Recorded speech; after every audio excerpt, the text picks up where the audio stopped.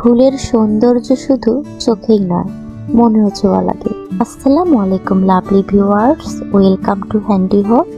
আজকে আমি আপনাদের গুলবাহার ফুল বানিয়ে দেখাবো, যার ইংলিশ নাম কমন ডেইজি। আশা করি আপনাদের ভালো লাগবে। যেমনই তার নামটি সুন্দর, তেমনই তার রূপ অপূর্ব। প্রথমে ক্লেগুলো সফট করে নিয়েছি, এরপর আমি লম্বা করে নিয়েছি। লম্বা করে নিয়ে সিজারের মাধ্যমে সমান টুকরো করে আমি কেটে নিয়েছি। নেওয়ার পর এই তো হাতের তালুতে গোল করে লম্বা করে নিয়েছি। আপনাদের সুবিধার্থে আরও একটু দেখিয়ে দিচ্ছি। এরপর আমি পাপড়িতে একটু দাগ দাগ হওয়ার জন্য একটা সাইন পেন দিয়ে ঘুরিয়ে ঘুরিয়ে নিচ্ছি, যাতে পাপড়িটির একটি রিয়েলিস্টিক শেপ আসে। এরপর আমি কাঠিতে সবুজ কালার ক্লে নিয়ে ঘুরিয়ে ঘুরিয়ে ডাল তৈরি করছি, দেখলেই বুঝতে পারবেন আপনারা। এরপর আমি রেনুটি বসিয়ে নিলাম ডালের মধ্যে, দিয়ে ফিনিশিং টেনে নিয়ে সিজারের মাধ্যমে দাগ কেটে কেটে নিচ্ছি। হলুদ কালার ক্লে নিয়ে লম্বা লম্বা করে নিচ্ছি। এরপর কালো কালার ক্লে নিয়ে একটু লম্বা লম্বা করে নিচ্ছি। রেনুতে একটু ইয়েলো কালার আছে, সেগুলো ঘুরিয়ে ঘুরিয়ে বসিয়ে নিলাম রেনুটি বানিয়ে নিয়ে।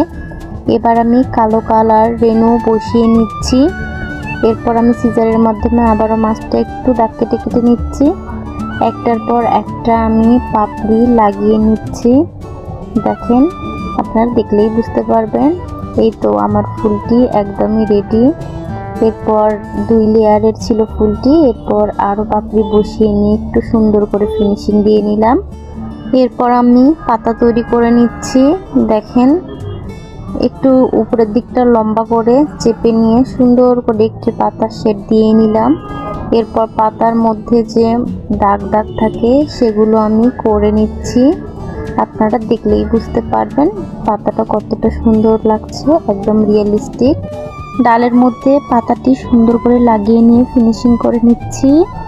এরপর আমার ফুলটি একদমই রেডি। বাসায় একটি টব ছিল, সেখানে আমি ফুলগুলো লাগিয়ে নিচ্ছি, যাতে রুমের যে কোনো জায়গায় এটি আমি সুন্দরভাবে বসাতে পারি এবং রুম ডেকোরেশনের কাজে ব্যবহার করতে পারি। আপনাদের কেমন লাগলো অবশ্যই জানাবেন। ভালো লাগলে লাইক কমেন্ট শেয়ার করে পাশে থাকবেন।